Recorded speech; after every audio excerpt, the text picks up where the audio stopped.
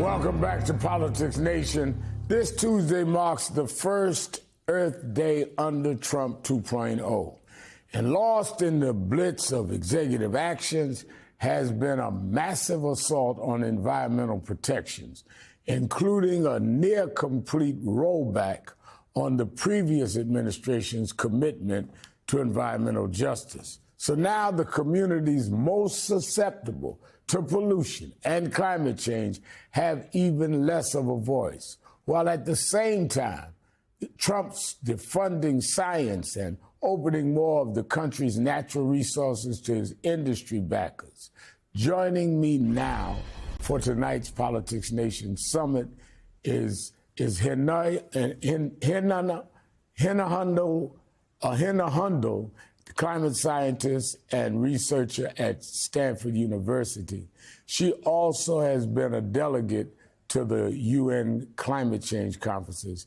And Wawa Gotara, who is a Rhodes Scholar and environmental justice advocate. Let me apologize for mispronouncing at first both of your names, but I'm getting there. Wawa, let me start with you. The president has proposed to slash science budgets at federal research and monitoring agencies, impacting their ability to study climate as U.S. summers continue to break records. He's repealed rules to protect us from air pollution, which we'll get into more. And the administration is opening up public lands for private industry. What worries you the most about this administration's environmental agenda? Yes, well, thank you so much, Rev, for having me. It's an honor, and happy Easter. As you said earlier, Tuesday is Earth Day, which is meant to be, the celebration of both people and planet. But unfortunately, I won't be celebrating because we have an administration that is committed to accelerating the climate crisis and endangering communities' health. As you mentioned, in the past several months, we've had agencies that have slashed protections for public lands, gutted green policies, and even fired thousands of hardworking civil servants. I mean, on his first day in office, President Trump declared a national energy emergency alongside a barrage of pro-fossil fuel actions that also included rolling back restrictions on drilling in Alaska and undoing a pause on gas exports.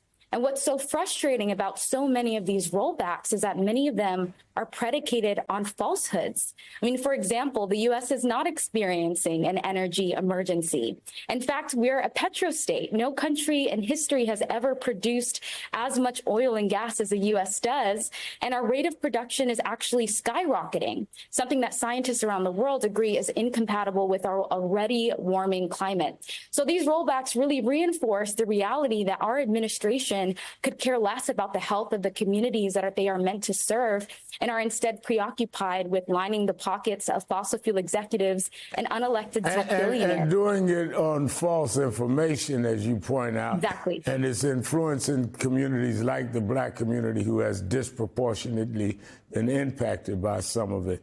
Hina, what's most troubling to you? Absolutely. Well, thank you very much for having me, Reverend. I'm really grateful to be with you here today. This is a watershed moment. It is a critical juncture, a key inflection point in the fight against the climate crisis. These sweeping climate and environmental rollbacks really mirror a lot of the ethos that President Trump put forth in his first term in office, but it appears to be kind of a more strategic dismantling, this sort of coordinated effort across multiple agencies to roll back these initiatives that are so critical to the environment and, by extension, to public health. I mean, we were just talking about the ways that these rollbacks really impact communities differently. Let's take a look at Cancer Valley. That's an 85-mile stretch of land across the Mississippi River, home to numerous petrochemical plants. And actually, there are pockets of that region where there's a 700 times greater risk of cancer relative to the national average. I mean, this is so devastating, and we absolutely have to keep the fight going. Now, Wawa, within days of Trump taking office in January, the EPA shuttered its Environmental Justice and Civil Rights Office. The mission of that office stretched back more than 30 years, over 6 presidencies, Democrat and Republican. And it was emphasized under the Biden administration, which heavily invested in communities that had been disproportionately impacted by pollution, which in America are often black, brown, and low income. How can those communities heal now without a federal partner?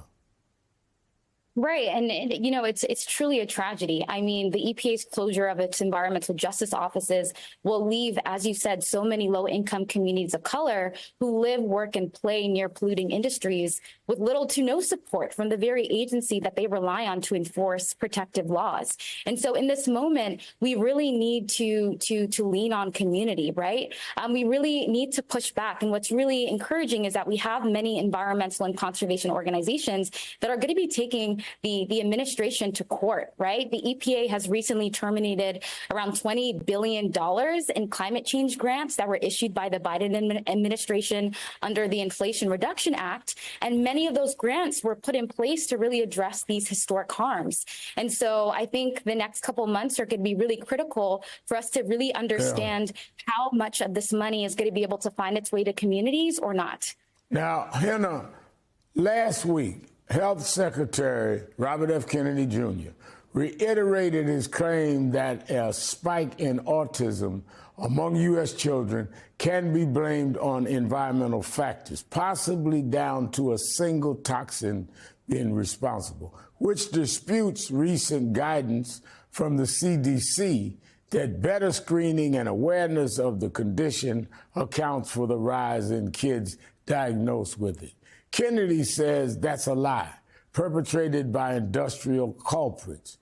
What do you think of the Secretary's view on public health and the environment as this administration draws back protections on both?